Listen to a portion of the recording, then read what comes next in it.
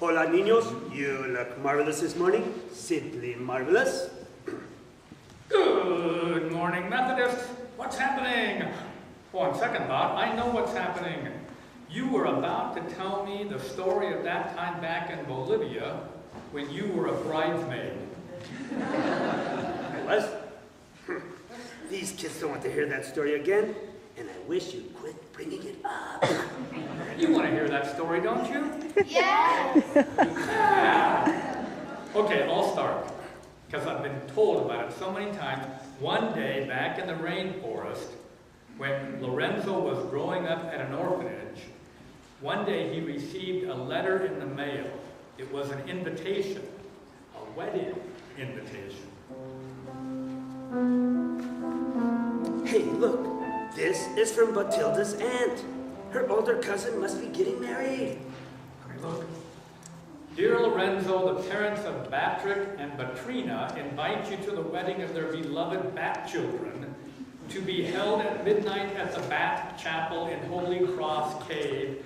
Your presence as a Batsmaid would be greatly appreciated. Batsmaids? What's a batsmaid? I think it's the Bat version of a bridesmaid.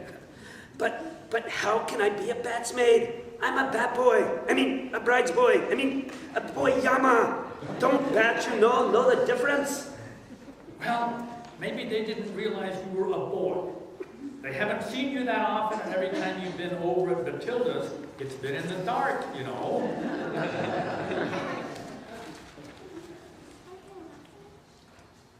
Oh, besides, you do have a kind of high voice, especially when you get excited. I do not. I do not. Well, I'm not going to be a batsmaid for sure. And Batman maybe, or maybe the best bat, but not a batsmaid.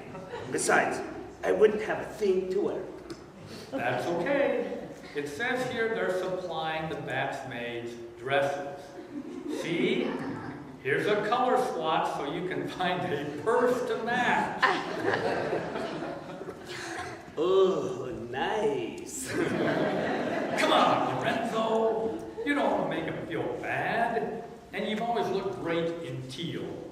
Anyway, it will be so dark, no one will be able to see you except the bats. Oh, all right. But I think I'll live to regret this.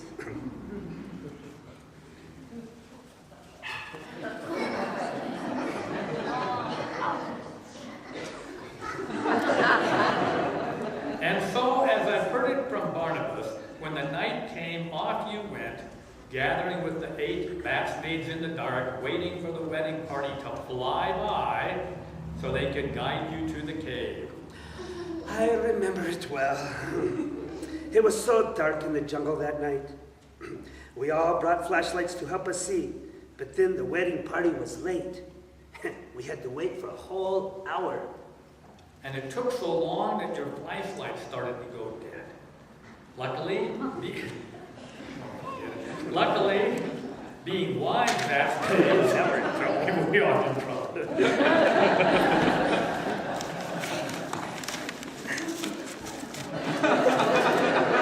Can I run you a mouth? It's a good thing we rehearsed this so carefully. Forget the wig. Pretty valuable later. It took so long your flashlight started to go dead. Luckily, being wise batsmaids, you had brought extra batteries. But 5 of the batsmaids hadn't. Foolish batsmaids. They asked if they could borrow yours, but you didn't have any others. They finally decided to hurry off to the big box store across the way. Their motto, 1 clerk for every 25,000 square feet. But while they were gone, the wedding party flew up. Hurry, it's time to follow us. And even before you could ask them to wait, they were off. So you followed as fast as you could. And you were gone when the other 5 returned with new batteries. That was sad. But sometimes, especially we're in the middle of the jungle and it's pitch dark, you need to be prepared. That was John Baptist's message. You remember. Be prepared. That wasn't John the Baptist's message. That was the Boy Scout motto.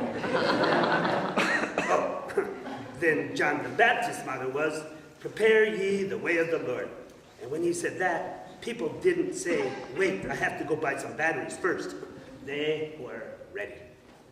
And so you were off. So, boy, that's the truth. So off you went, and you soon caught up with the bats, keeping them in your spotlight so you could follow. There was this one cute little guy in the back, so excited he could hardly fly straight. It was the first time he'd been allowed to stay up so late. I asked if he knew the way, and he kept singing and saying, I'm so excited, I just can't hide it. I know the way to the wedding. But it's so dark, how will you find it?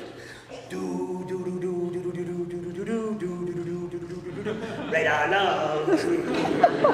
He wasn't paying much attention to where he was going, and all of a sudden, he got his wig caught up in my bouffant, and my friends had done up my hair, and it's over there, and giving me a flying broadside big, and off it went flying. Hey, ouch! What's happening? Help! Something's got me! A big hair flying blonde spider! Ah! And it crashed to the ground over there. None of the other bats heard him go down, so Lorenzo stopped to help, of course, and using his flashlight finally found him underneath the wig. He disentangled the poor little guy and set off again. Poor Lorenzo's wig, though, was a total loss. We got there just in time, just as they were closing the cave door. And that's when an amazing thing happened. A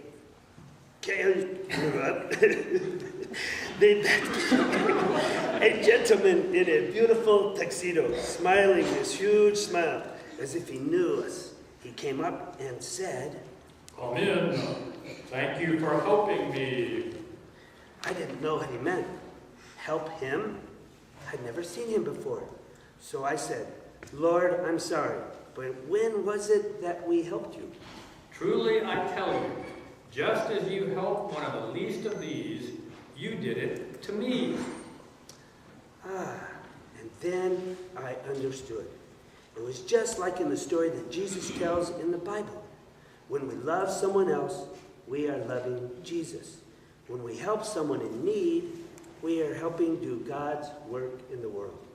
So we stayed for the wedding and laughed and cried and ate cake and danced and sang a little glimpse of heaven there in the dark. And afterward, everyone said, Now, is this a great dress or what?